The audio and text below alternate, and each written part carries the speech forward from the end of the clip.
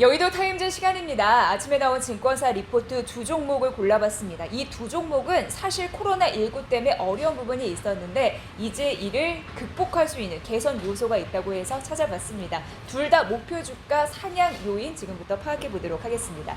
자, 첫 번째 종목은 나스미디어인데요. 나스미디어 신사업에 대한 기대감이 있다고 하는데 일단 실적에 대한 흐름부터 보도록 하겠습니다. 사실 이제 취급고라는 얘기를 쓰는데 광고 회사에 그 잘했는 거를 평가했을 때 기준을 취급고라고 얘기했는데요.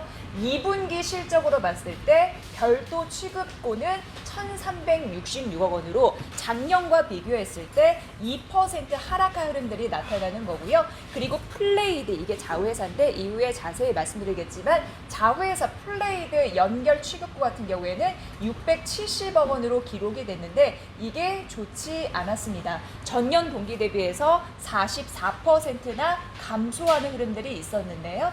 코로나19의 악 영향 때문에 미디어랩 실적이 부진했습니다. 그렇기 때문에 미디어랩 같은 경우는 쉽게 얘기해서 방송사의 광고 대행 이렇게 얘기할 수 있는데 그게 부진했다라고 얘기할 수 있을 것 같아요. 그래서 주가가 조정을 받았습니다. 조정을 받은 이후에 회복되지 못하고 있는 상황으로 코스닥 지수 대비해서도 지금 떨어지고 있는 흐름들이 여전히 나타나고 있어서 향후에 이럴 가능성이 혹시나 있을까에 대한 의문인데 동종업계와 함께 비교를 해보도록 하겠습니다. 동종업계는 사실상 그래도 잘 가고 있는 상황이 나타나고 있는 상황인데요. 대표적으로 동종업계인 에코마케팅 얘기할 수 있을 것 같습니다. 에코마케팅은 8월 6일이었습니다. 신고가를 기록을 했거든요. 커머스 사업이 잘 나와서 신고가를 경신했었습니다. 그리고 직접 경쟁사인 인크로스 같은 경우에도 8월 31일 날 신고가를 기록을 했습니다. 대주주가 SK텔레콤입니다. 그런데 이와 연계된 T딜 사업 매출이 발생한다고 하는데 T딜 사업 같은 경우에는 문자 마케팅 서비스라고 보시면 돼요. 문자로 이렇게 홍보해 주는 거. 그 사업 매출이 발생하면서 8월 31일에 신고가를 기록을 했습니다. 그런데 인크로스가 나스미디어의 이익을 넘어설 가능성은 크지 않은데도 불구하고 현재 나스미디어의 시총을 30%에서 40%가량 앞서가고 있다라는 데에서 동종업계보다 나스미디어가 그동안 뒤처졌다라고 파악해 보시면 될 것 같습니다. 그런데 이거를 뒤집을 수 있는 가능성이 있다고 합니다. 만나보도록 하겠습니다. 자, 우선 바로 이겁니다. 앞서서 저희가 취급고 플레이디 별로 좋지 않았다라고 말씀드렸는데 이 플레이디입니다. 이게 나스미디어의 자회사라고 보시면 됩니다. 그리고 나스미디어 플레이디 공통점은 KT의 광고를 담당해주는 그런 대표적인 두 업체라고 보시면 되는데요. 플레이디 같은 경우에는 앞서서 말씀드린 대로 실적 부진의 주 원인이었습니다. 그런데 아이러니하게도 목표 주가 상향의 이유는 앞으로 플레이디에 또 있다라고 얘기해 볼 수 있는데 미디어 커머스 진출할 가능성 있는 상황이고 앞으로 5년 내에 일본에 도쿄 상장 예정돼 있는 상황입니다. 그리고 플레이디가 이제 상장이 됐잖아요. 그래서 공모가 대비해서 현재 한 20% 주가가 상승하고 있는데 그래서 지금 한 10,000원 선을 넘어섰거든요. 이 흐름도 현재 유지가 되고 있다라는 데에서 실적 부진의 원인이었습니다만 앞으로 변신이 가능하다. 변화의 인식 주체이다라고 플레이디가 얘기가 되고 있는 상황입니다. 이 부분도 중요할 것 같고요. 플레이디 같은 경우에는 온라인 광고 이 400개 기업 중에 매출 1위를 기록했다고 하니까 그 영향력은 우리가 또 잘 알아볼 수 있을 것 같습니다.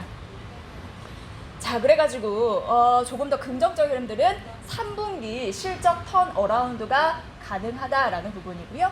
그리고 경쟁사 대비해서 몇 개월은 뒤처졌는데 그래도 신사업에 대한 모멘텀이 있다라는 부분입니다. 중요한 거는 어드레서블 TV인데 이제 TV 광고는 저물고 있습니다. 최신 광고 기술이라고 할 수 있는 어드레서블 TV가 이제 TV 광고가 더 인기가 많아질 것 같은데 맞춤형 광고라고 보시면 되고 누구나 다 같은 광고를 보는 것이 아니라 가구별로도 타깃 광고가 들어가서 원하는 광고를 이제 볼 수 있는 그런 신기술이니까 이게 조금 더 긍정적이다라고 보시면 될 것 같고요. 미디어 커머스 사업에도 진출한다라는 부분 여러분 잘 성장 동력으로 파악해 보시면 될 것 같고요. 자, 목표 주가 45,000원으로 상향했습니다. 나스미디어 같은 경우에는 유튜브 광고 집행 1위다라고 보시면 될 것 같고요. 그래서 더 긍정적이고요. 네이버 DA 광고, 디스플레이 광고거든요. 지속 성장 중이다라는 부분입니다. 턴 어라운드의 관점에서 앞으로 경쟁사와 멀티플 간격을 축소할 것이다라고 하고 목표 주가 45,000원으로 상향했다라는 근거 잘 보시기 바랍니다. 코로나19 딛고 나아갈 수 있을지요. 자, 투자 의견 바이 목표 주가 45,000원이었습니다. 자, 한샘 보도록 하겠습니다. 한샘도 코로나19 때문에 쉽지 않은 그런 상황이었는데요.